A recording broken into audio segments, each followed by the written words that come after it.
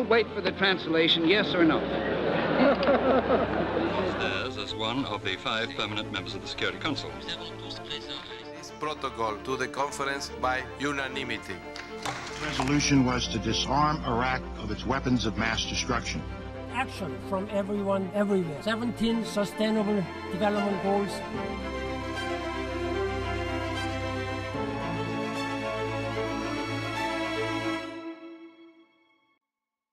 Welcome to the wider annual lecture 24, to be provided by Lord Mark Malloch-Brown. 2020 has proved to be a more significant year than we anticipated. As we geared up to commemorate UN 75, United Nations University's 45th anniversary, and UNE wider turning 35, celebrations have taken a back seat to the global pandemic. The situation, though, serves also as a timely reminder of the need for international cooperation, both in regards to research and policymaking, and in supporting efforts to respond to crises that don't respect borders. On that, I look forward to hearing what Mark Malloch-Brown has to say in today's wider annual lecture. Before we commence, I would also like to take a minute to introduce those of you who might be new to UNU wider and to the UNU. The United Nations University was established in 1975 to act as a research arm of the United Nations. There are now 14 institutes located in 12 countries around the world, but as UNU wider, the World Institute for Development Economics Research was the first research institute of the university back in 1985. Today, UNU wider serves as a unique blend of a think tank, research institute, and UN agency based in Helsinki, Finland.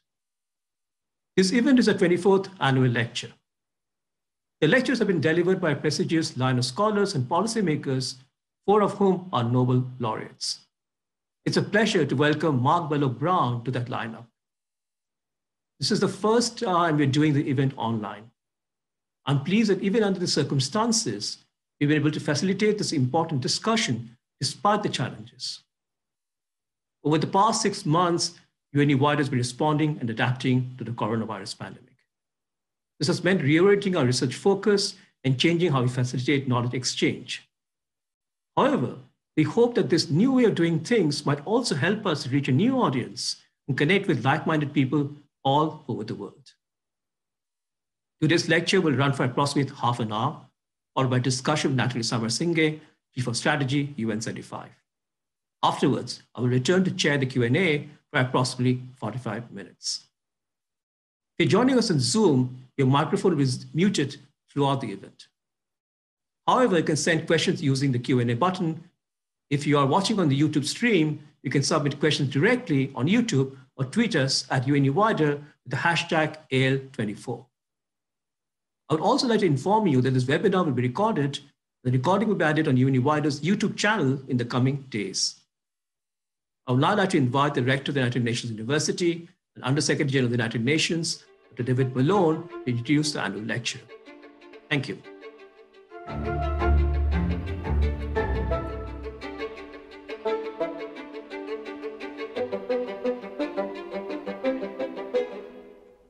Hello, my name is David Malone. I'm Rector of the UN University and Under-Secretary General of the United Nations System. I'm delighted to introduce my friend of several decades standing, Mark Malloch-Brown. Wider could not have selected a better speaker for this annual lecture. Mark has been heavily engaged and in very diverse capacities with the developing world throughout his career. He started out at The Economist, worked there twice, and in between worked for UNHCR in Thailand with Cambodian refugees. Later, he headed up a consultancy, a US-based consultancy that amongst other things advised on economic policy in emerging and developing economies, and also provided advice on election campaigns in developing countries and elsewhere in the world. In 1994, he moved to be Vice President for External Relations at the World Bank and with his team hugely improved the profile of the bank, which had taken some knocks due to the period when it championed structural adjustment along with the IMF. And he was able to emphasize quite truthfully the many, many positive things the World Bank has achieved, continues to achieve today around the world.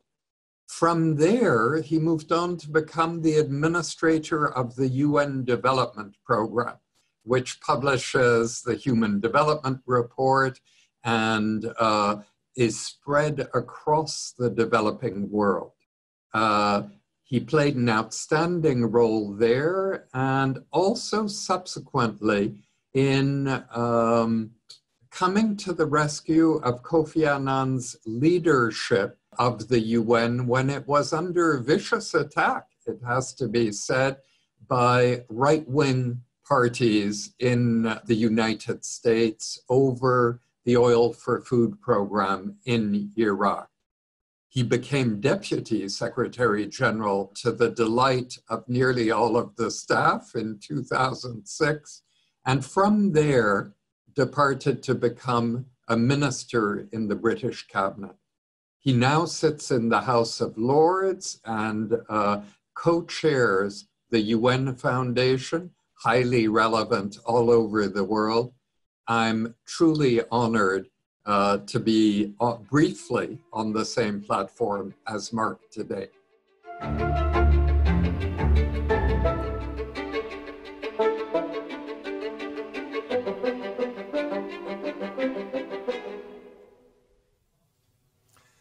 David, Kunal, thank you both very much. Friends, it's a pleasure to join you, even if in this rather disembodied way. As I prepared this lecture, I kept on bringing to mind Kofi Annan's favorite African proverb: you cannot change the wind, but you can bend the sail. And the lecture as it developed really falls into two halves. The first half is the headwinds that the UN battles today, but arguably has battled in different forms for most of its life. The second part is, what is the strategy for bending the sail? How do you tack through these difficult winds and waters to make the UN effective? So let me begin with an appeal to our venerable friend on its 75th birthday, the United Nations. Get down on the ground with the grandchildren. Just having celebrated that birthday, we can hear your knees creak. The UN, for as long as I've known it up close, and that's since its 30s, has often, frankly, seemed rather prematurely old. But today, a youth challenge is being mounted to the way we live, organise and govern ourselves that is much bigger than the UN alone. The social restrictions of COVID may disguise the scale of the gathering social protests, but COVID has also accelerated it. I would wager that my generation will have the keys seized from us. A digital revolution on the one hand and rising social and economic inequality on the other will unseat a ruling establishment that has failed to navigate these tides. The UN has to be part of that future or pushed aside by it. And for the UN, there's also a second, older vector that blows with equal force. The organisation has been in the grip of a transition from its founding Anglo-Saxon and Western DNA to a more globally distributed state influence almost since its beginnings, from the 48 founding members of 1945 to 193 today. The expansion reflects the big 20th century power shifts: decolonisation, the collapse of the former Soviet Empire, and the pursuit of self-determination by those overlooked by history's cartographers. An adaptation to those new members and their aspirations has been vital to the UN's legitimacy and universality. Most notably, it's allowed it to build an extraordinary staff that, for the most part, is a proud mirror of the world it serves. There is a price, however, for this changing agenda. The UN Charter, imbued with the wisdom and sacrifice of the survivors of a world war, is one of the world's most eloquent and uplifting constitutional documents. It is also thoroughly Western, borrowing from America's founding fathers and assuming a world order managed by the Allied victors of 1945. This is reflected in a Western rights-based agenda that to this day has stressed human rights in terms of individual civil and political rights, refugee protection, gender and reproductive health, over collective economic rights. There was an early opposition to Western dominance, notably in the General Assembly, centred on the championing of the new international economic order. Through the non-aligned movement and the G77, new member states sought to correct what they saw as the historical and structural imbalances in the global political economy. At the time, despite the passion brought to the debate by its champions, it seemed likely to remain a permanent backbench cause. Now, however, it's no longer a simple division of East and West or North and South. Many of us, as individuals and of countries, have added collective social and economic rights to our own agendas. Climate change, structural inequality and exclusion, injustices in the global economic system. A Western human rights NGO today, or a former UN High Commissioner for Human Rights, Mary Robinson, is as likely to be heard championing climate justice as the cause of political prisoners. China, with President Xi's remarkable pledge at September's General Assembly to reach carbon neutrality by 2060, has put itself and him in a leadership role on this latter issue. But we have to weigh that this is the same regime that has employed mass incarceration and extensive discrimination to suppress the political rights of its 12 million Uyghur minority. The Economist editorialized earlier this month on the desperate plight of the Uyghurs, observing, quote, "China's ruling party has no truck with this concept of individual rights. It claims a legitimacy from its record of providing stability and economic growth to the many." And today, China has flexed its muscles in the UN, where it's now at 12%, the second largest contributor to the assessed budget, strengthening its representation across the Secretariat, agencies, funds and programs. It has become a more active voice in critical policy debates, from regulation of the internet to peacekeeping. And in the wider world, a more authoritarian model of government is the new majority. It's not China alone. This new majority embraces leaders who come to power by the ballot box and those who didn't, but who all share a preference for a nationalist foreign policy, the weakening of domestic institutions and the rule of law, including the political rights of its citizens, and a casual disregard in many cases for minority and even in some cases majority rights.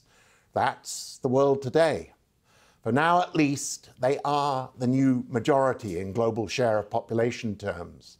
Between them, China, India, Russia, Turkey, Brazil, Hungary, and the United States represent a demographic majority. And many others are borrowing from their playbook. The widespread rejection of middle-class liberalism reflects very real shifts in global public opinion that are not likely to dissolve anytime soon.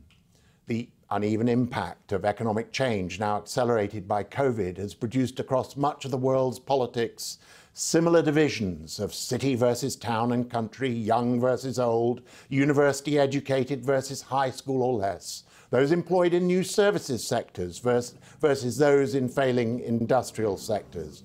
From Trump to Brexit or Bolsonaro to Modi, we have seen the rise of economic security, cultural identity and anti-immigration as the flagship issues of a new populist politics that reaches those who feel they're being left behind by unsettling change. Freedom House, in its 2020 Democracy Report, notes that last year was the 14th consecutive year of decline in global freedom. 64 countries experienced deterioration in their political rights, from the pressure in India on Muslims to a steady less noticed strict restriction of freedoms elsewhere. Its lead author observed, quote, "The unchecked brutality of autocratic regimes and the ethical decay of democratic powers are combining to make the world increasingly hostile to fresh demands for better governance." End of quote.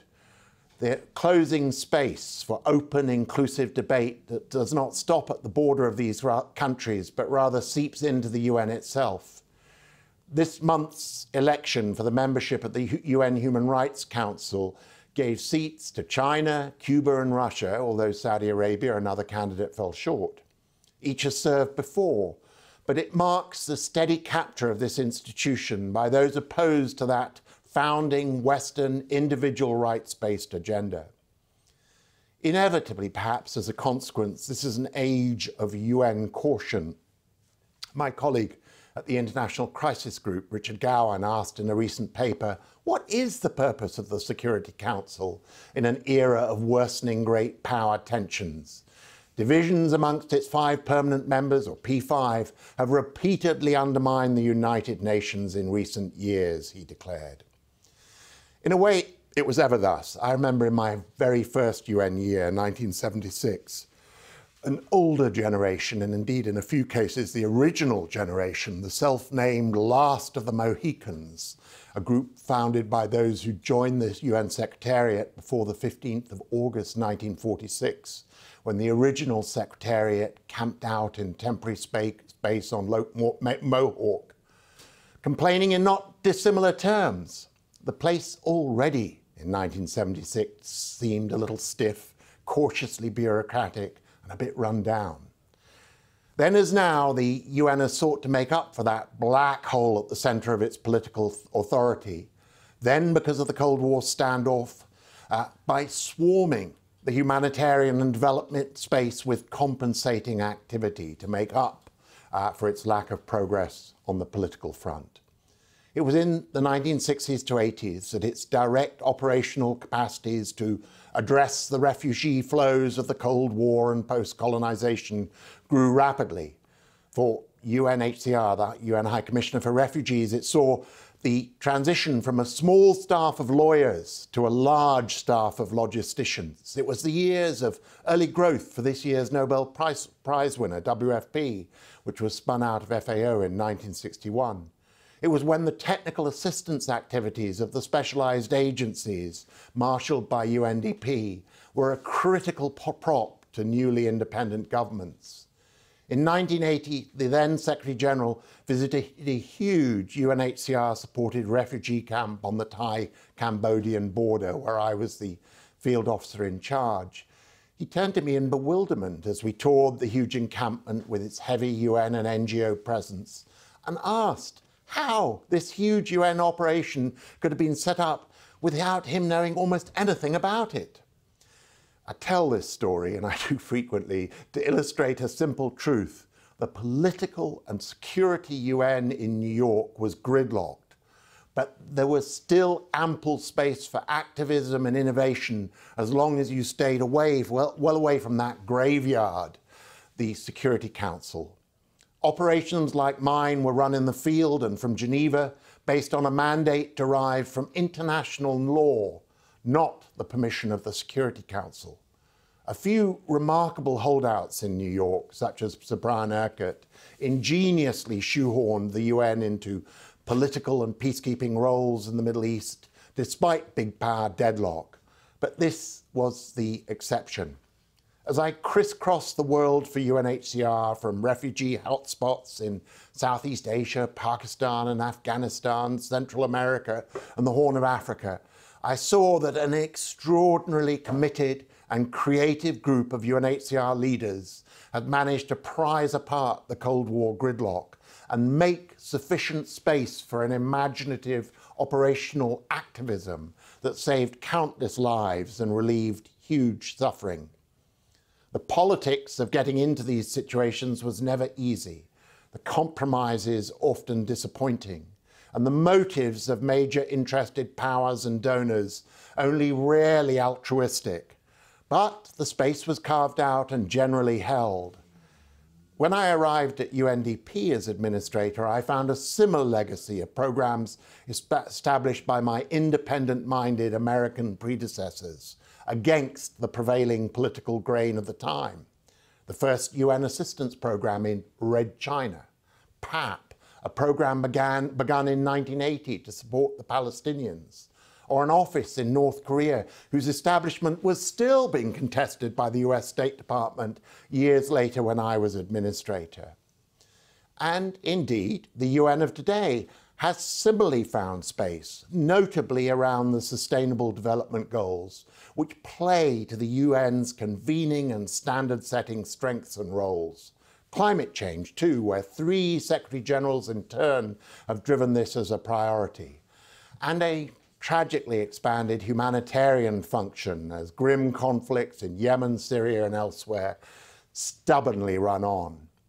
A UN having to find space where it won't be bullied by its stronger members and ignored at key moments by many others isn't new, though. In fact, it's been the condition to which it has been condemned for most of its 75 years on Earth, I would argue. There was a brief, glorious period of conception and birth from the San Francisco Conference in 1945 to Churchill's Iron Curtain speech, delivered in Fulton, Missouri in March 1946, when he warned of the coming conflict between the US and the Soviet Union, which would undermine Security Council cohesion. Kofi Annan's Secretary Generalship was a second honeymoon for the UN. Coming 6 years after the fall of the Berlin Wall, it was a moment of hope and alignment between major powers of which he took ample advantage. He saw a moment of opportunity that was largely denied to those who came before and after him to get the UN's way on political, security and human rights matters. Yet, in the aftermath of a Security Council broken again, this time on the anvil of the US-UK invasion of Iraq, a gale turned on him too. So, for most, perhaps 10% of the UN's 75 years, has the wind blown strongly in the right direction. For the rest, success has come despite, not because, of member state unanimity. I want to suggest, therefore, a manifesto for a repurposed UN that is both true to its charter but recognises the direction the winds are blowing, does not cling to the mast of a failing Western liberalism alone, but understands and responds to the dynamics that have left that liberalism and, it seems at the moment, multilateralism on the rocks.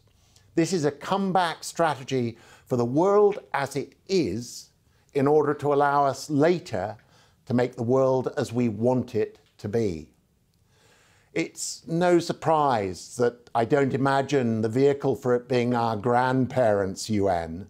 The world needs to believe the UN matters, that it's relevant. The UN still enjoys, at one level, quite high levels of support in Pew and other surveys. Yet that support seems heavily aspirational around what it ought to do, not what it does. Support falls when pollsters ask about its specific performance. Churchill would see this in a term he used in a warning fashion in Fulton in that speech as, quote, foundations built on sand. Without a more public embrace, it's hard to overcome the interstate fault lines. Annan was possibly unique amongst Secretary Generals in being able to appeal directly to people, citing the opening words of the Charter in justification, "We, the peoples of the United Nations." Those before and since him have been largely captives of governments and their disagreements. I often wish the UN's supporters would accept a more pragmatic rather than aspirational UN. The Save the World aspiration that lights up the top-line polling findings is always likely to disappoint those who hope for it. It is of the world, our United Nations, not above it. The legendary Dag Hammarskjöld's words still probably best capture this point. Quote, "The UN wasn't created to take mankind into paradise, but rather to save humanity from hell. For its 75th, as you will hear shortly from Natalie, the UN undertook a survey of 1 million respondents, supplemented by independent polling by Pew and Edelman Intelligence, as well as the latter's analysis of social and traditional media coverage in 70 countries. What comes through clearly is that across different national economies and circumstances, there is a demand for the better delivery of those basic services, notably at the moment health, together with protection of the environment and containing climate change, and for honest, accountable government that delivers and protects its citizens. And this is already the UN's agenda. Its difficulty is it's not cutting through with it. And you know, it's got to find a way to be heard, and these reports show how poorly referenced it is in much of that media coverage. The UN is not going to replace government as an agent of service delivery. It doesn't command the resources or the authority for that. But the UN must deploy its convening, campaigning, and normative roles to double down on its Sustainable Development Goals SDG agenda. COVID has attacked that agenda, as Bill and Melinda Gates have observed, setting the world back 25 years in 5 weeks, driving 115 million people back into extreme poverty this year, and raising fears for economic security in almost every family in every country, everywhere. The current Secretary General, Antonio Guterres, dedicated most of his early period in office in trying to pick off some early wins in conflict resolution, if you like, the traditional UN, including Syria, Libya, Lebanon, Somalia, and Cyprus. His efforts were, I think I'm being generous when I say this and not unfair, were not blessed with any major breakthroughs. He then embraced the SDGs and climate. He was photographed for the cover of Time magazine with his trousers rolled up, standing in the shallow water of on a beach in Fiji to illustrate the consequence of climate change, rising ocean levels.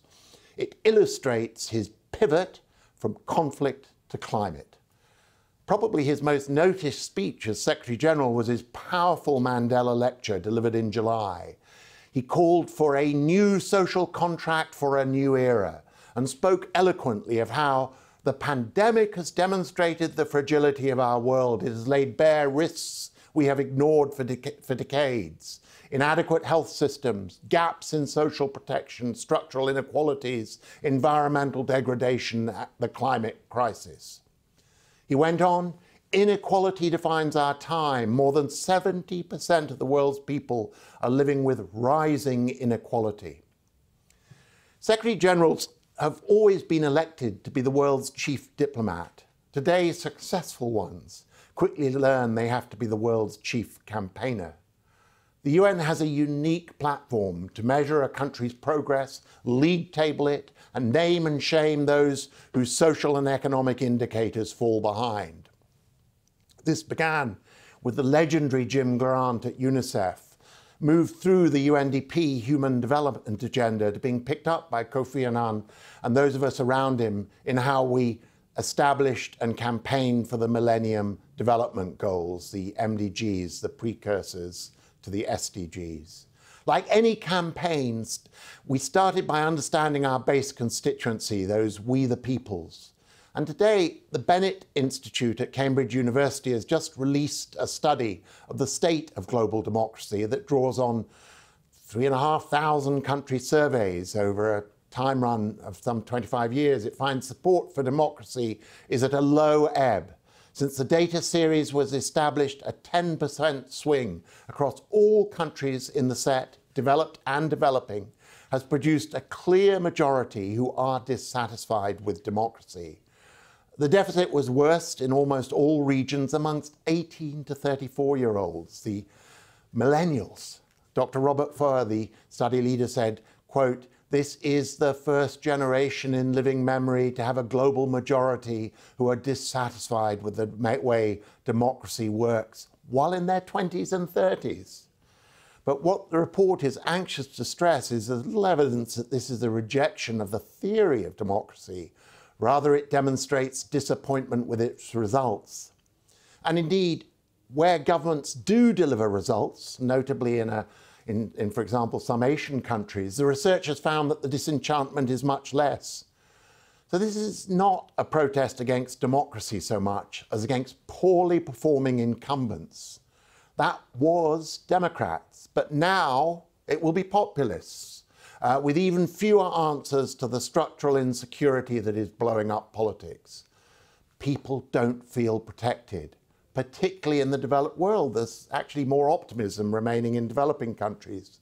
Too often they don't see a better future. Rather, they see wave after wave of threatening, change-driven, not just by pandemics, but by technology, trade, environmental degradation, and consequent steepening inequality. Youth protests in Nigeria have caught our attention in recent days. Perhaps one Nigerian statistic speaks volumes: 35% youth unemployment. COVID has reinforced economic exclusion. The protests of a generation cannot be brushed under the COVID carpet much longer. The world is an unhappy place, and made more so by COVID. At the core is a growing crisis of youth structural unemployment and exclusion, and the skewed intergenerational distribution of wealth and government benefits. There's worse to come. To pluck just one random headline from the week's news, McKinsey released a survey of more than 2,000 SMEs in Europe, small and medium enterprises. More than half don't expect to be in business this time next year. SMEs have been estimated by the ILO to account for up to 70% of global employment. Here, then, is the UN's great cause. Throw caution to the winds and lay out Guterres' new social contract for the world to see. Deploy campaigning and convening to build a new global bargain, and put governments on the spot by indexing and spotlighting performance to expose those which are delivering and which aren't. For the MDGs, I set up UN project offices outside the normal UN intergovernmental constraints to measure and create league tables and scorecards of national performance that allowed citizens to hold their own government to account. Then under Jeff Sachs, we cost out what it would take to achieve the goals, and finally built a team to liaise and communicate and campaign with civil society activists. There was more jeans and T-shirts than the typical UN Brooks Brothers uniform. Build on that precedent, push bravely on the door. If I have a mild complaint about the SDGs, it is that they've lost something of the edgy outsider status of the early MDGs. The UN is too much the incumbent and not enough the insurgent. And it shows in the difficulty the current UN has in breaking through in communications terms. On such a campaign's coattails, remake the argument for multilateralism. Argue too many of these problems cannot be fixed at the country level alone. Local results on, say, climate change require global collaboration and action. Once the UN is reconnected to grassroots concerns, it's not a hard argument to make. If a campaign that mobilizes younger citizens around this global and personal security agenda is to have legs, it must find allies where it can and not be constrained by the foot-dragging back end of the General Assembly. When the UN has touched the stars, that lift has come from civil society, not government. Civil society was active in San Francisco in 1945, pushing the level of ambition of the official conference, as it was later when Eleanor Roosevelt led the drafting of the Universal Declaration of Human Rights. And today, first around the MDGs, now around the SDGs, clusters a network of champions. In many, corporates show greater ambition than governments. In all, the most innovative thinking comes from the many corners of the civil society mosaic. Local and international NGOs, mayors and their cities, governors and CEOs, activists and academics that harness the energy. The UN Foundation, which I co-chair, interfaces with many of these groups. Their commitment is bracing. Building variegated coalitions of state and non-state actors willing to be first movers on different parts of this agenda is not a new path to action in the UN. Now it needs to be turbocharged. The world won't wait for the most plodding and resistant nations to sign up to action. This same variegated approach needs to be applied to the more difficult area of human rights. The official intergovernmental body, the Human Rights Council, is not fit for purpose. But as one of the authors of the reform that raised it from Commission to Council, I doubt there's an easy institutional fix. The UN, in the person of the High Commissioner for Human Rights, needs to choose her ground and pick her fights, determine a mix of individual and collective rights on which she wishes to particularly stand, and marshal the UN's allies, that variegated coalition, if there ever was one, which involves states, yes, but also NGOs, to champion rights for which it can build support. And where the High Commissioner, because of her intergovernmental character of her office, cannot, and the Council won't raise its voice, she must still find ways of ensuring that her office reports abuses and that they are documented, and allies found in civil society and government to raise their voices instead. The UN needs to be part of a rights ecosystem where different partners can each step up where their comparative advantage lies.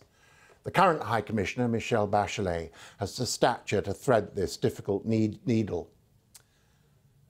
Another human rights point. Resident coordinators that I've spoken to in recent months, and indeed I think the UN's own 75th research, suggests that there's closing space in many countries around debating or criticising the performance of government service delivery, or corruption and accountabilities. Resident coordinators in the UN system must be critical protectors and promoters of local civil society voices. This may seem a more unsung aspect of human rights work, but it's a vital front in the UN's wider comeback. Too many governments see the current political climate as a license to step on their home critics. The UN needs to step in and protect its civil society partners. A global social contract will be stillborn without them. And the final step to restored effectiveness is in time, of course, to recover authority in the political and security space. If there is a silver lining, it is that the character of conflict continues to change, opening grim, I'm afraid, new opportunity. Not only is peacekeeping less than ever the thin blue line between states, it's not even in many cases policing full-blown internal conflicts in a Democratic Republic of the Congo or Syria as it was in the past. The more likely future of conflict, at least where the UN will have a role, is low-level but persistent political violence around exclusion, suppression of minority rights, and intergenerational conflict in a context of deteriorating state institutions such as policing, justice, and social service delivery.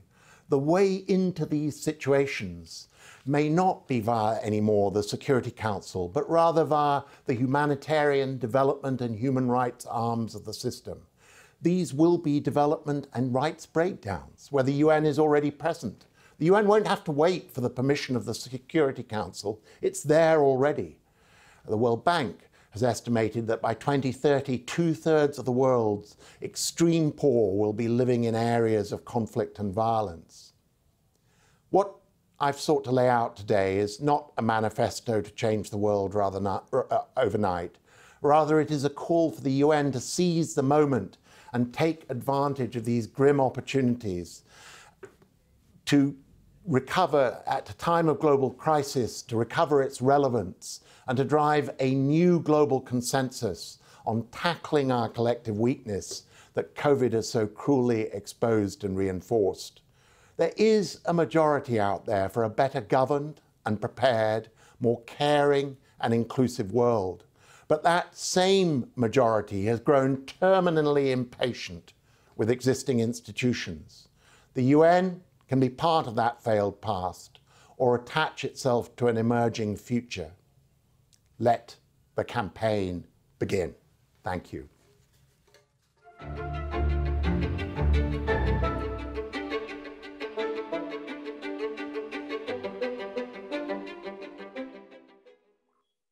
Thank you, Mark, for a wide-ranging and thought-provoking lecture. We have an excellent discussant for the annual lecture, Nathalie Samarasinghe, the Chief of Strategy, UN 75. Nathalie is on sabbatical from her role as the Executive Director of the United Nations Association, UK, where she's worked since 2006. The first woman to hold this post, Nathalie had overall responsibility for the UN UK's program, with particular focus on advocacy, strategic communications, human rights, peace and security, and UN reform, including the Together First campaign on the organization's 75th anniversary in 2020. I would now like to invite Nathalie Samarasinghe to make her remarks and observations on the annual lecture. Over to you, Nathalie.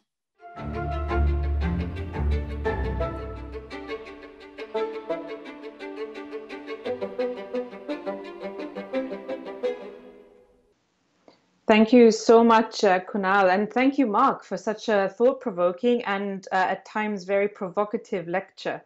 There were certainly points at which my UN instincts kicked in, and I found myself wanting to defend the organization's achievements, including the Human Rights Council.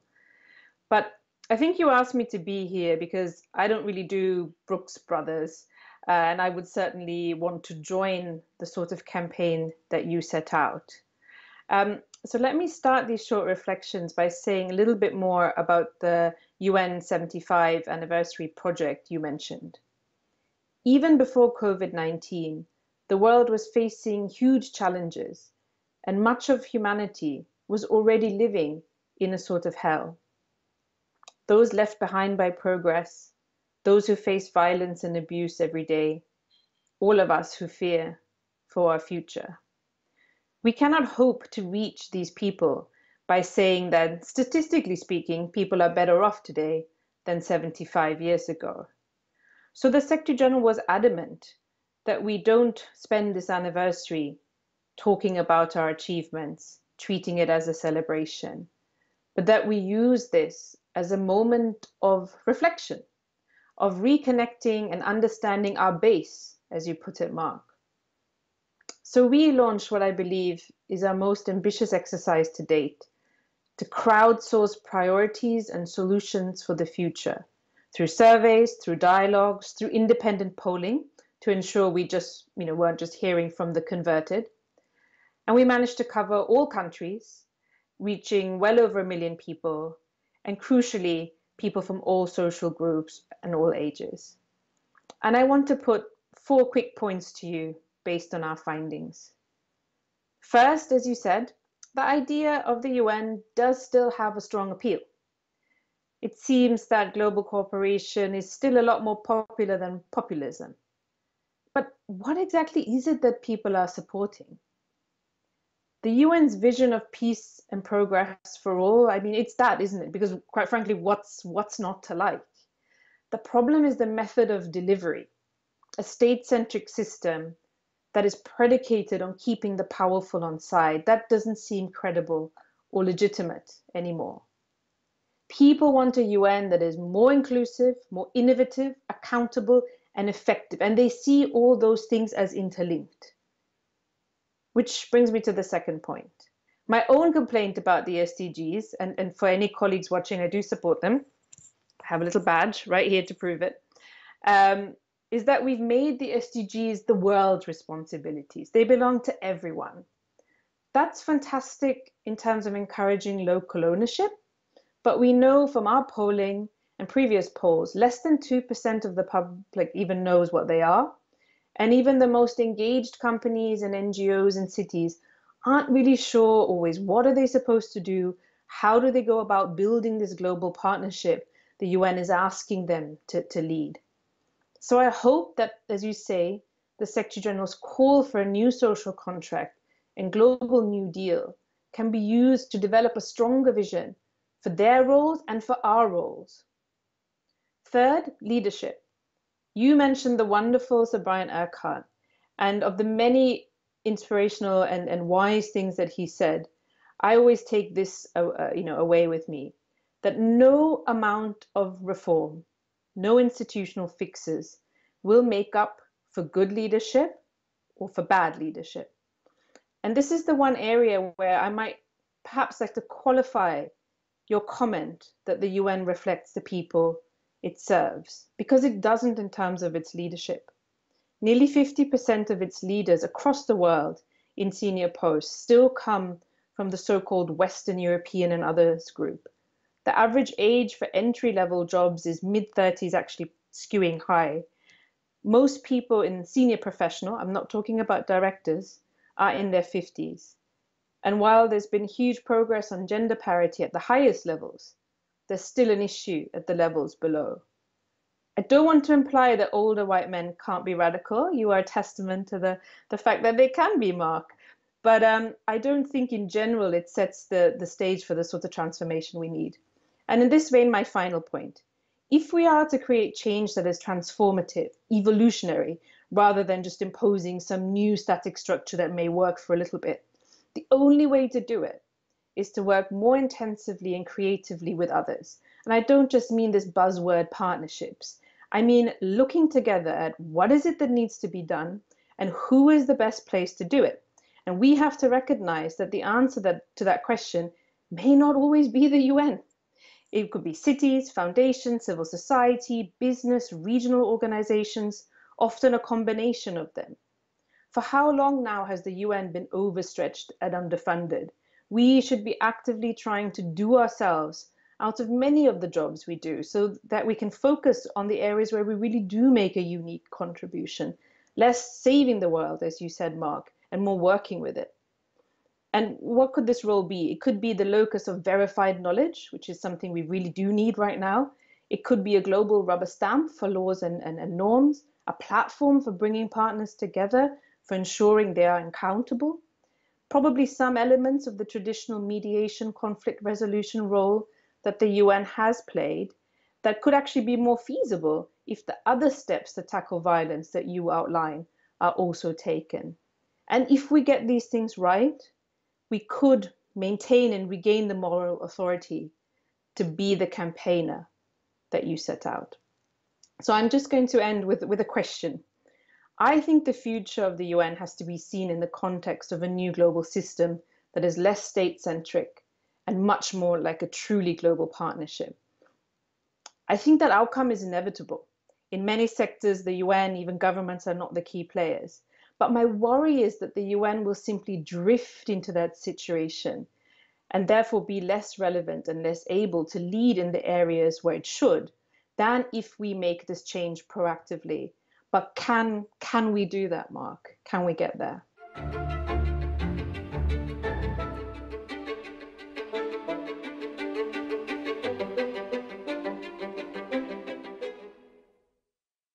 Thank you. And by the way, I should also say on behalf of both Natalie and myself, thanks for giving an opportunity to two very close friends to debate each other. And it's, this is wider at its best, I hope, in all ways. And we're both privileged to be on your platform today, and thank you. Natalie, I mean, I think, your research for the 75th showed this very low level of media reference to the UN around the kinds of issues we've been talking about today. And, that's a great handicap to the kind of leadership we both want to see. How does it recover it? And I think it's partly this incumbent versus insurgent point. The UN is just seen as too much the establishment. And part of that, again, is what you say about too much of a white leadership. I was careful to add in the qualifying phrase that the UN staff sort of were a mirror to the world for the most part, quote unquote, because I kind of anticipated and respected that comeback because, it is the case that the P5 absurdly still insist on controlling certain high positions. And actually, the Western P5 members are the worst, are the worst sinners in that regard. So, I'm with you that we have to continue this making a UN that looks more like the people it works for, and probably even more important than getting rid of a few old white guys, is actually this point about lowering the age of the staff, making it more reflective of a young world, which is what today's world is. And so I think we have to do that, and then we have to find these points to campaign on that really, really resonate with people. And, you know, so it's challenging. Can we do it? Your question, if we can overcome all those impediments that you and I have both described, I hope so. Will we otherwise be kind of pushed into it in a sort of followership role rather than a leadership role? I think there's a risk that will happen to the UN. I mean, I think, you know, there's no voice out there for closing the UN down. I don't think it faces that kind of death sentence ultimatum. But what it does risk is this drift to irrelevance. Thanks. Thanks, Mark. I think that from what you said, I saw 3 takeaways, and we can come back to them in the discussion. The first takeaway from me was that the need for a social contract, which has a core commitment to human rights, as was envisioned in the UN Charter 12 years back. How do we see the social contract, which is absolutely centrally on human rights, when we see a world that's moving away from the commitment to human rights and increasing closing down of public space and debates and so on. So that's the first thing. The second issue that you raised, which I think is very important, because we have a very state-centric approach sometimes to the UN, is how can the UN be a critical protector and promoter of local civil society voices? That's absolutely important, how the UN should be for the next 75 years. And the third point that you also discussed, and I think something that's quite important now, is how can we double down on this SDG agenda in the midst of this pandemic? How can we absolutely make sure we don't lose the momentum on the 2030 agenda? So we can come back to this, and I see several questions here, and I'm going to ask those questions one by one, if that's okay.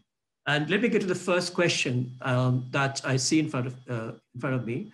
The first question is, what chance of expanding the UN Security Council beyond 15, including permanencies for India, and reforming the veto-based system that we have? So do you see any options or any possibilities of reforming Security Council at all? I do see an opportunity, and I've seen it really since Kofi and I were in office as Secretary General and his deputy, when we tried to encourage a governmental process which would lead to that outcome. It didn't work, and it's been sort of pushed. The discussions continue, but it's essentially on a back burner.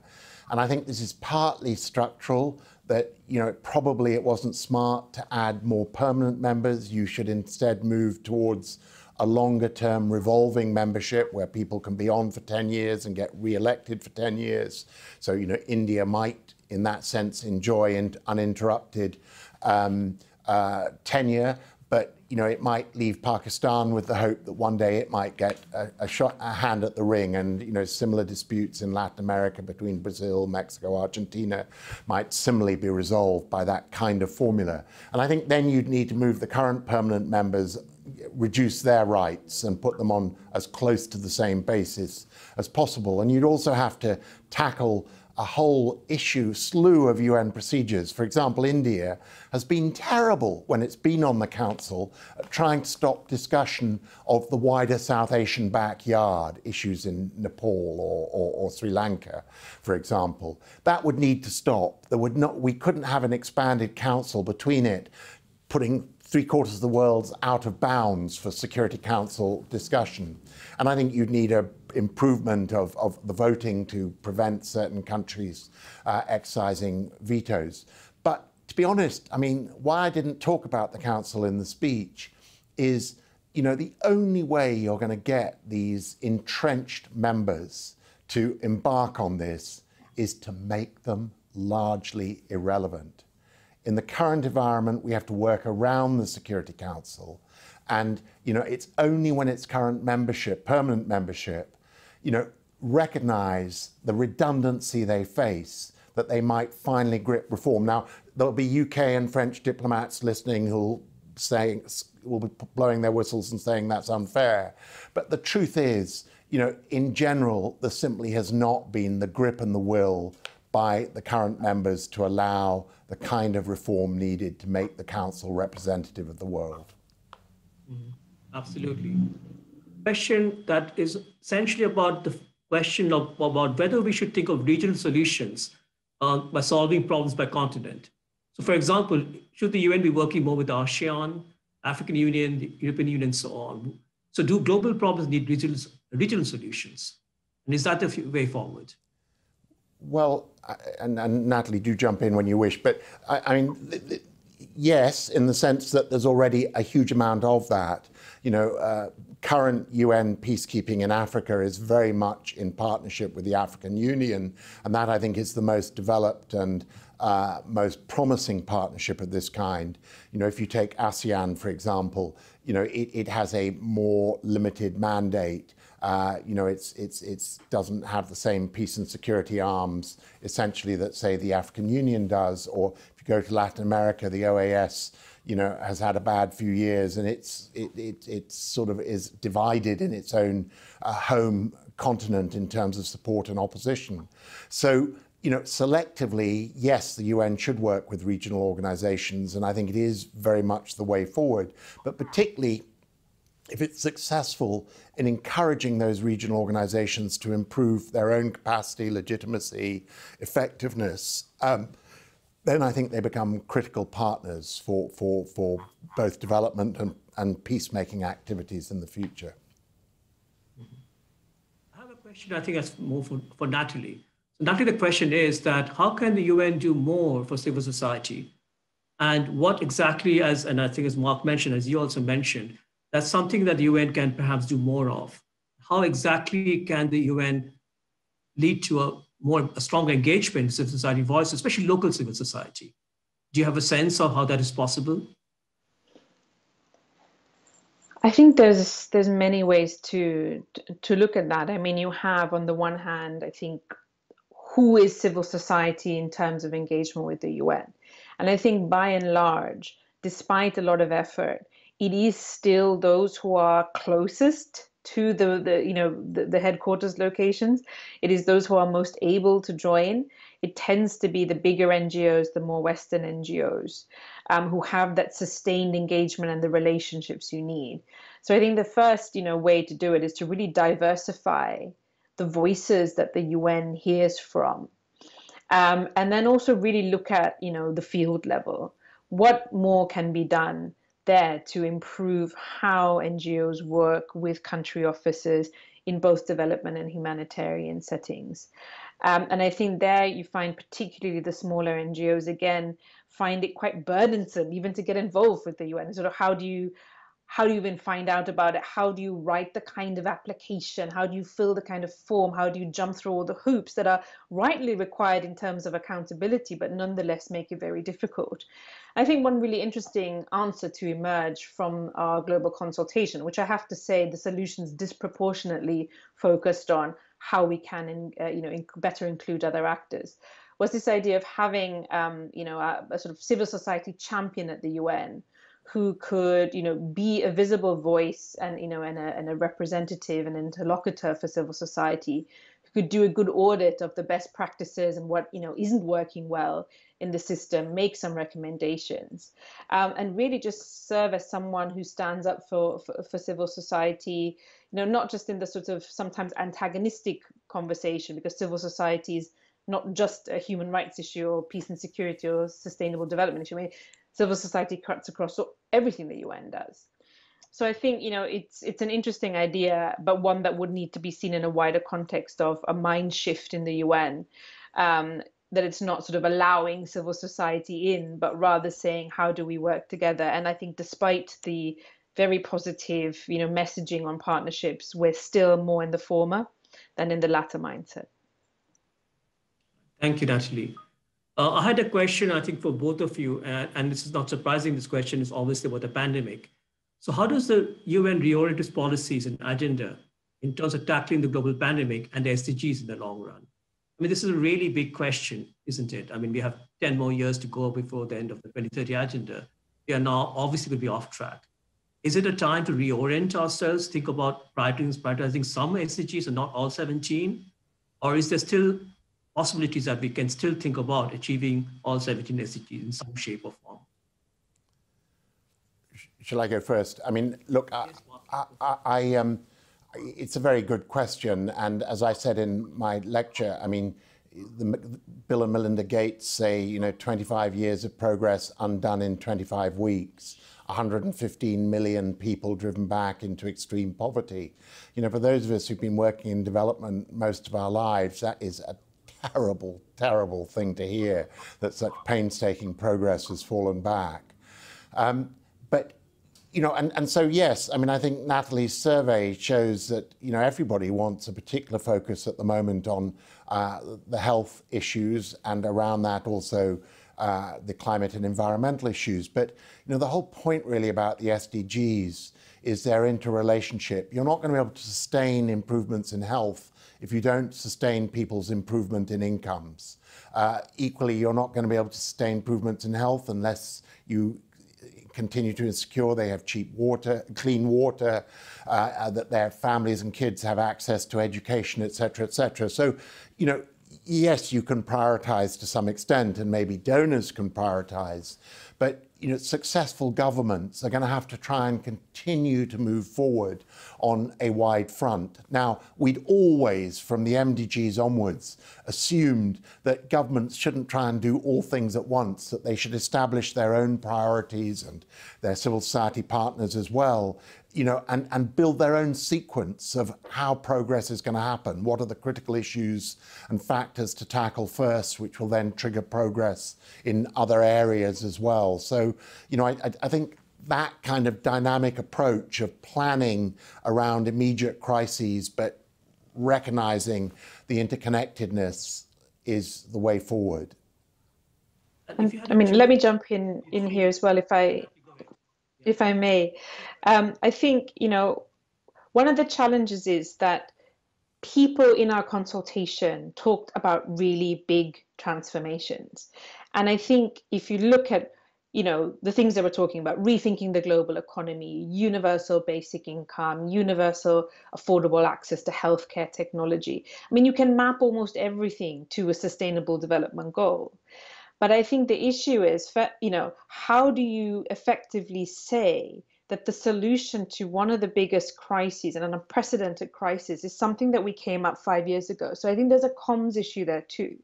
It's sort of, how do you reinvigorate a discussion around something that we all feel is quite old, but actually most people don't yet know about? That's one challenge. And then the second challenge is, around everyone feeling squeezed, everyone feeling that, there's crises, right in front of them. I think one of the most interesting findings from our survey is that even in the poorest communities, or even amongst constituencies that you might not think are so supportive of aid, there was a strong call to support those hardest hit, both within their countries and in other parts of the world. And I think really capitalizing, on that sense, and making it easy than it is already, with 17 goals, 169 targets, and now COVID recovery and goodness knows what else, to really guide people on how to find and prioritize those enabling actions, recognizing that everything is interlinked. But at some point, this needs to be turned into a compelling agenda that people, governments, stakeholders can act on. And hopefully this, the Secretary General's call for a new social contract and global New Deal can help refine some of that. So you would not advocate a policy of focusing only on 3 or 4 SDGs for the next 10 years. Obviously, each country will decide which ones they would like to focus on, but you do not think that's a good idea because of the way that SDGs are interrelated. Would that be your sense of the importance of keeping all 17 SDGs in play? Well, I'm not sure if that was to me. Look, I was starting off where Natalie had finished. She's completely right. The SDGs can't be this sort of esoteric document for planning officials. They've got to be a living, breathing political agenda in countries, which means they almost certainly do have to be updated, relaunched, rebooted, and above all, prioritized to what a country's citizens believe are its priorities. And I think that almost certainly will mean that, while those planning types will want to see progress across all 17, dynamic, effective SDG strategies at the country level will, emphasize a few of the goals and find a very kind of contemporary, authentic sort of political voice to express them as particular government's own transformation strategies? Natalie, what would be your view? Time to focus on only 3 or 4 SDGs for each country or not? I think no. I mean, I think there's also a danger in some extent. We need to keep in mind the global total. It has to be what's relevant, what's needed nationally, but also what is the sum impact, the total impact of all of that. I think the key will be focusing on, and I think the UN's going in this way already, sort of enabling actions. What are the things that actually help boost lots of the goals at once? But, and whether that's an element of inequalities, empowering women and girls. So we know there's some things that will have knock-on effects. The other thing that I do think is really important is if you look at all the money that's been spent on COVID recovery right now, I think I read somewhere it's about 11.5 trillion. On what terms is that money being spent? So if we look at, can that be aligned to some extent with the Sustainable Development Goals? Can that be aligned with the Paris Agreement, whatever? I think that would be helpful, because then again, you're having a discussion with donors, recipients, and others on what those conditions should be, and I think that would be really helpful again, because it's not just saying do this, do that, or countries saying we want to do this, do that. It becomes part of that conversation, part of that negotiation, and crucially, you have some money behind it. And I think it's actually a very, very small proportion of these huge sums at the moment that's being developed, directed to the least developed countries, that's being directed at the people most in need. So that conversation needs to happen. I know the Secretary General has been really keen to push that. There's been some progress, but there's a lot more that we can do. Thank you, Natalie. There is also a question here, it's a very sensitive question on the United States and its role. So we've seen a disengagement of the United States, particularly around the removal of support to the WHO. So how can the UN bend its sail to this type of strong winds when you can see opposition and sometimes disengagement from very important international actors? Mark, first. Yeah, look, it's an incredibly important point, and maybe for me as an ex-UN official, a less sensitive one than it is for Natalie as a current UN official. But look, let me say immediately on the WHO point, yes, WHO was a little bit slow to react in the case of China, but it was trying to charm critical public health current data out of Wuhan, which it needed to be able to work out what was going on in terms of that pandemic. And its lack of a strong mandate, its lack of being properly resourced, all contributed to that weak start. But, honestly, if you were really saying, whereas the WHO shown sort of political pusillanimity, you might say it's in failing to condemn arguably the worst performer in terms of its public health strategy to contain the virus, which is Donald Trump's United States of America. And, that is classic. The UN always pulls its punches when it comes to the US. And I know it. Look, I was brought over, as David said at the beginning, to support the Secretary General after the whole sort of Iraq war and the oil for food scandal that surrounded it. And, I know how difficult it is for the UN to be kind of in conflict with what is still the world, the leading member state, the largest budget contributor, the home to the UN, a huge part of that founding DNA I discussed. And, I do think that the UN in the last few years has been terribly cautious of ending up on President Trump's Twitter feed. And that has been at the expense of being more of a voice on critical issues around the world. And I really regret that. Obviously, things may change in a week's time. There's an election in the US that may lead to a different outcome. But I don't think we should assume that things flip back to some golden state of the past. In truth, the relationship with the US has often been a difficult one. There is a US impatience with multilateralism, a reluctance to concede to other smaller countries' points of view to find a consensus way forward on something. And I would say there have been some great multilateralist presidents, starting with President Roosevelt, who understood the UN as a vehicle for sharing the responsibilities of global peacekeeping and development and not having them all land on the US's shoulders. But we've now moved to a US which pushes them away and doesn't accept them, but is reluctant at times to create the sort of burden-sharing, collaborative arrangements that would actually make the US's job in the world a lot easier. So, I'm sure, I think we're at a low point now. I hope one way or another things are going to come back, but it's likely to continue to be a thorn for both sides, and I suspect not going to be an easy relationship going forward. Thank you, Mark. Natalie, would you have any observations? I might take a pass on this one. I think it's probably wiser for me to say what he said. Absolutely. Mark, actually, this is my own question. You mentioned the importance of human rights in the UN Charter. The many developing countries will argue that the importance right now is for them to raise the living standards of their own people, of their own citizens. And human rights is a secondary concern, especially when they see the great success of many countries which have followed authoritarian regimes, China, South Korea earlier, and so on. What would you say to the leaders of these countries?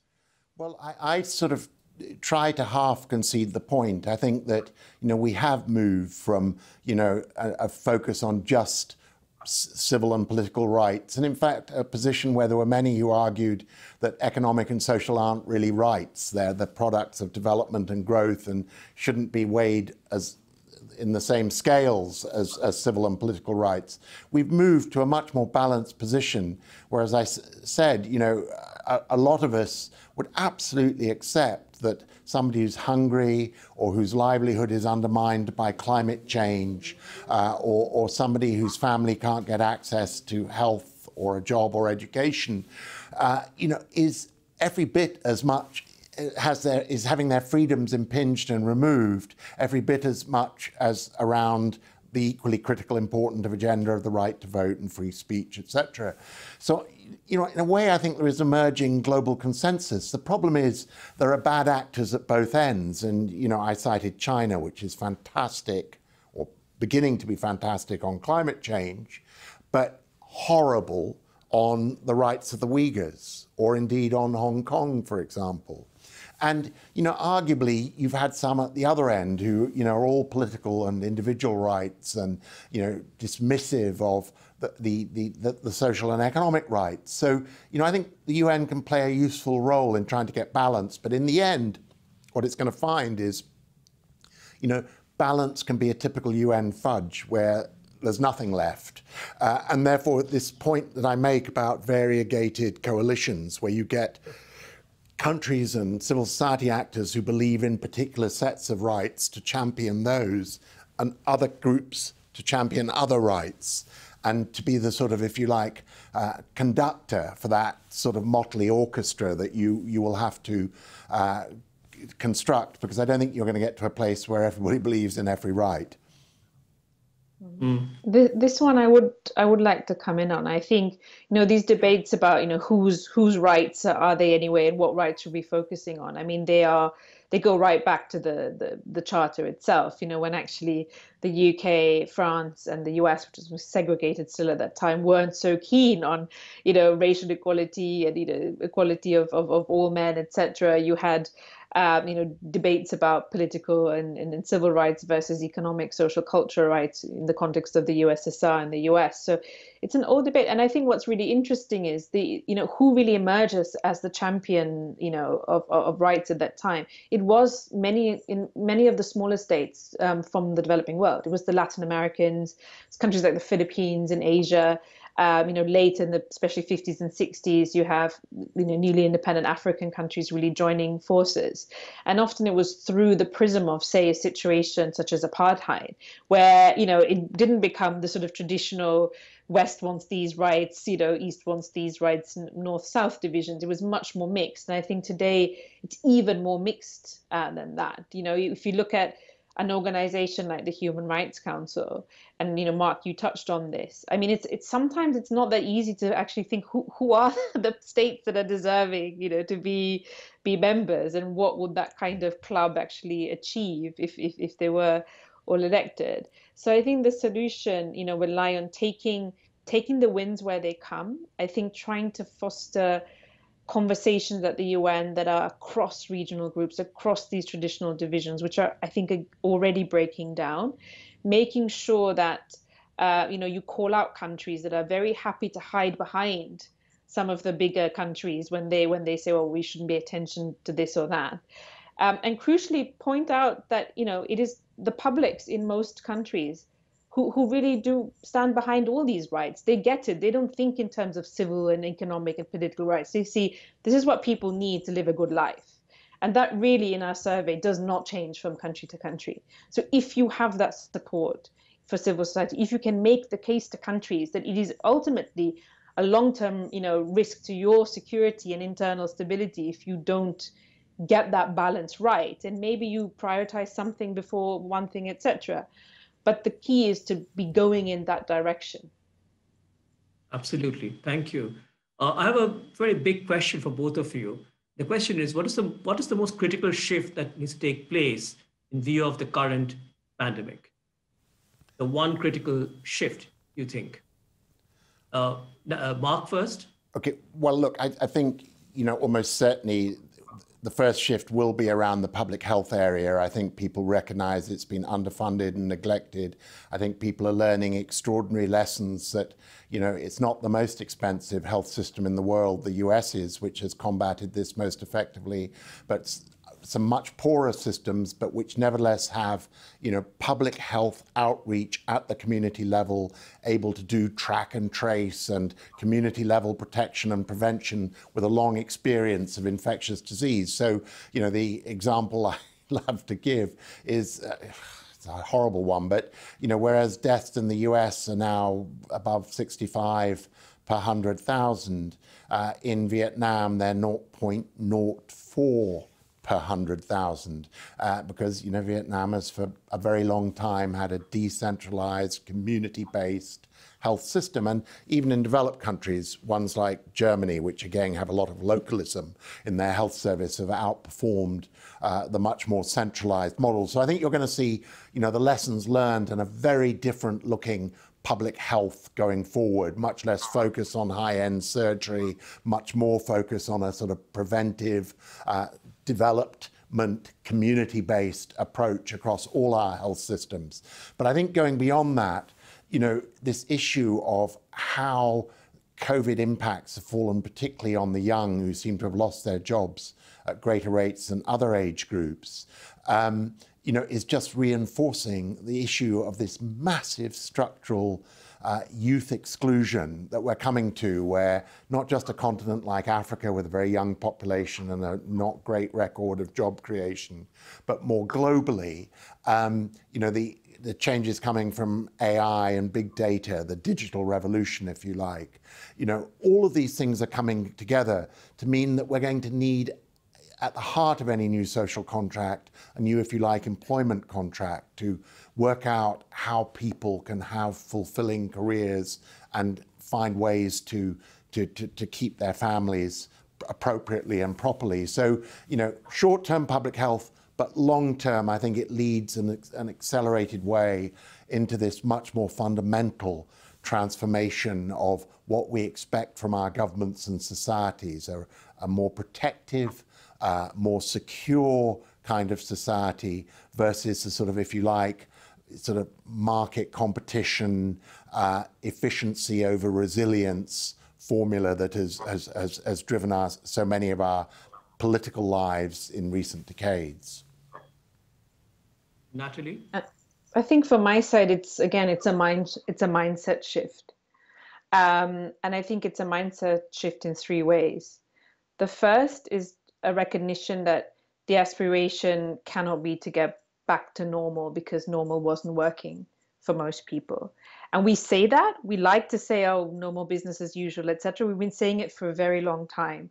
I think we need to show that we're going to take that seriously this time. The second is, a real honest recognition that this is a tiny amount of disruption. And I don't say that lightly because the suffering is huge compared to what we will get if we don't deal with the climate crisis. And we've already seen the links between, say, biodiversity loss and pandemics. That's been really highlighted. So that's the second mindset shift, that this could become the new normal if we're not careful.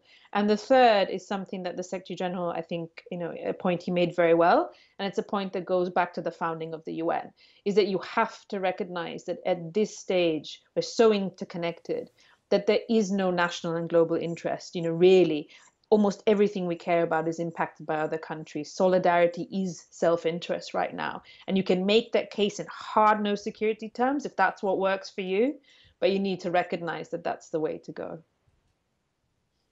Great. I have another really big question, and it's quite a challenging question, really, but we should ask this question on the UN 75th anniversary. What would a world without the UN look like? Can you draw a scenario? Would there be a power vacuum, and who would fill it? Who wants to go first? All right. Well, thank you, Natalie. Look, I mean, the UN has, for supporters of for decades, lived behind this sort of maxim of, if we didn't have the UN, we'd invent it. And the truth is, I don't think we'd be able to invent it. I think 1945 was a unique moment of rare visionary statesmanship which produced the UN, and we need to kind of hold on to that, because I think it would be difficult to create it. And therefore, a world without the UN would be much more bilateralized. It would have arrived much sooner at the sort of America first or Brazil first or India first kind of politics that we have seen recently. And, I think it would have to find some ad hoc arrangements for sort of global public goods issues that clearly couldn't be solved at the national level. So I think there would be a network of less legitimate but useful institutions to try and make sure that everything from our post to our trade worked relatively fluently at a global level.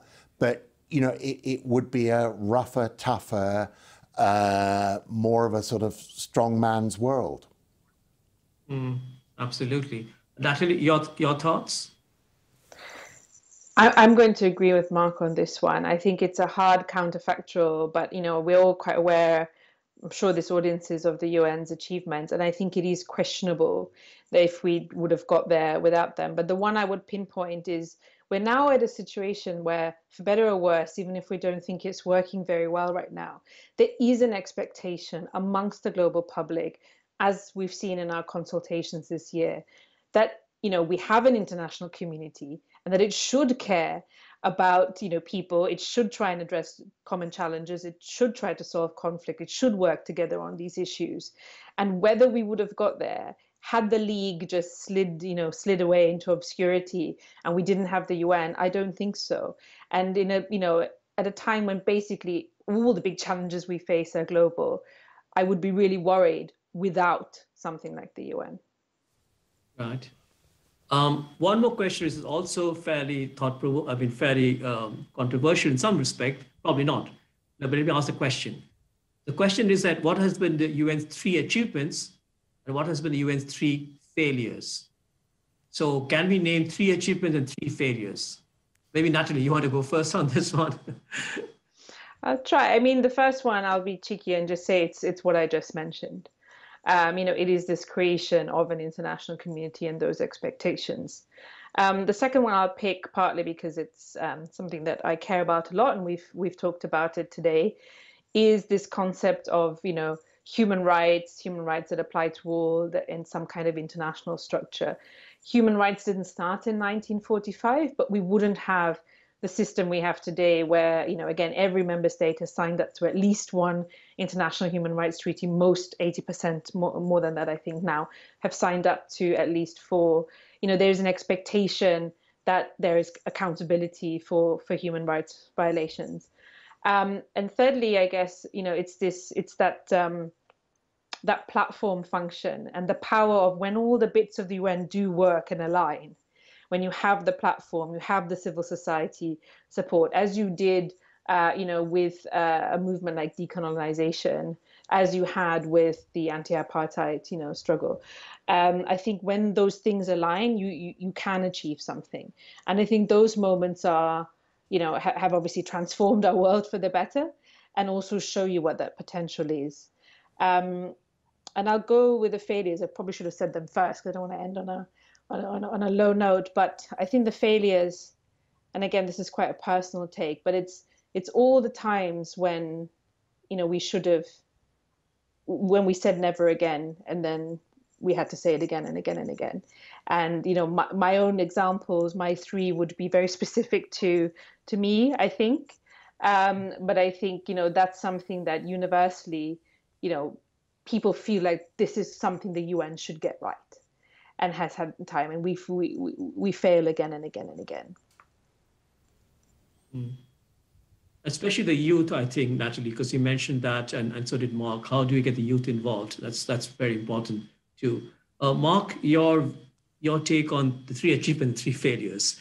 Well, look, there could be three achievements or failures, but just as a starting off, three achievements, three failures. Well, look, what would you say? Look, I think the successes have been extraordinary humanitarian operations that have saved lives repeatedly around the world in partnership with NGOs and others, but UN leadership has been critical to them. I think it has been, for all the mixed successes, as Natalie said, human rights, which has been put on the global agenda by the UN, ever the mixed situation I now reported. And I think, it is things like the MDGs and now the SDGs, and before it, human development, and before that, what Jim Grant did at UNICEF, to really, to sort of prioritize and globalize certain critical improvements, whether it's around the well-being of children or public health, and to really secure global results which have translated into lives saved. On the downside, I think there have been some absolutely spectacular political breakthroughs and peacekeeping successes, but there have also been, failures, again, as I acknowledged, not really because of the fault of the UN officials involved, ever really, not ever, but usually not, but just because of the sort of gridlock of interstate, opposition. And, I think there have been, as a consequence, wars that I wish we could have stopped happening, and which, the world has been a worse place for them happening. But I think, above all else, maybe the biggest failure is those people who wrote the Charter in 1945 had this view that, war of the kind they'd just emerged from must be banished forever. And while it is the case that, thank God, we've not had another global war of that scale, the world remains a violent and dangerous place. And, never more so than for poorer, less protected people in all sorts of corners of the world. So, in that sense, it's not so much that it's a UN failure, but it's a UN business not yet done. We've simply not made the world that those people in San Francisco hoped we might start moving towards. So what can we learn from these mistakes, these failures? Are there things that we can say that we should not have, that UN shouldn't have done, and ways to improve on that as we go forward? Or are these failures really impossible to have dealt with at that time?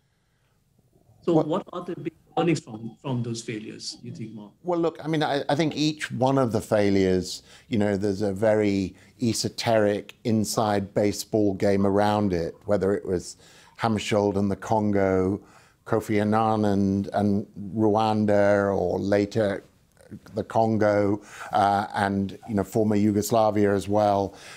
Around each of these extraordinary crises that we all lived through, there were things that any of us would have done differently if we had it to do again. But I think in a sense, the failures we all individually made, pale compared to just the fact that nation states have ultimately, particularly the bigger and more powerful ones, resisted conceding power and sovereignty and decision-making to this multilateral body, and often cynically so. You just take Syria as a very recent example.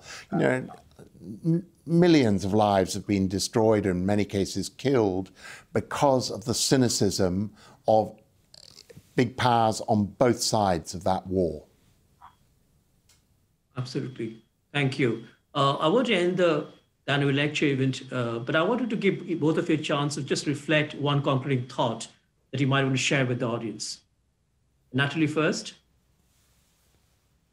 I think, you know, I would go back to this point I tried to make in my response about the need for evolutionary change. I mean, I think my answer to the previous question would have been, apart from the specifics, obviously around politics, etc., is that, you know, it's this idea that you can solve problems through creating a structure with X members and this process. It needs to be more dynamic than that. So I think all these brilliant minds at UNU and wider who are listening in, when you're coming up with UN reforms, maybe an idea is to focus less on the specifics of your proposal and much more on that difficult question of politics and how to make it, you know, happen, and how you can build a system that learns and can adapt, because the world is changing so quickly. And I wouldn't want the outcome of the 75th anniversary consultation to be reforms that were really good for, you know, today or yesterday, but won't serve us well for the next 75 years. So that's my plea to everyone watching. Absolutely. Thank you. Mark? Well, Kunal, thank you first to UNU and wider again for giving us this opportunity today, and, you know, greetings to all of your colleagues for a wonderful work you always do.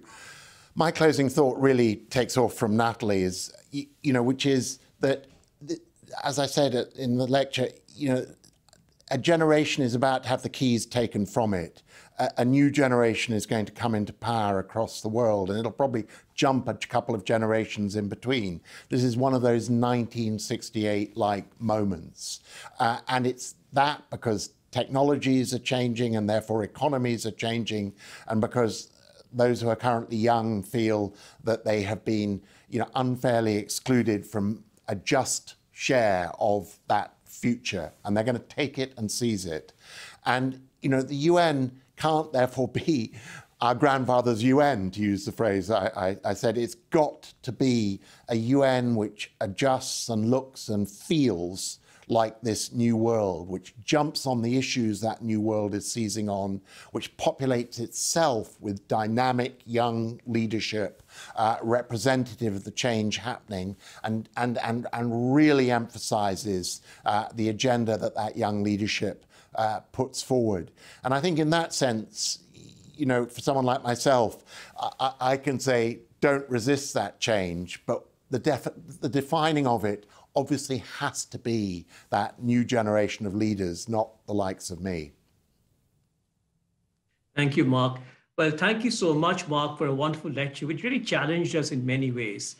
And thank you, Natalie, for such wonderful comments and such many insights. And I particularly want to thank you for this very frank and engaging discussion we just had. I think that was quite remarkable.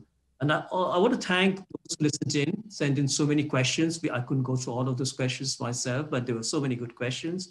And I also apologize for the technical problem we ran into.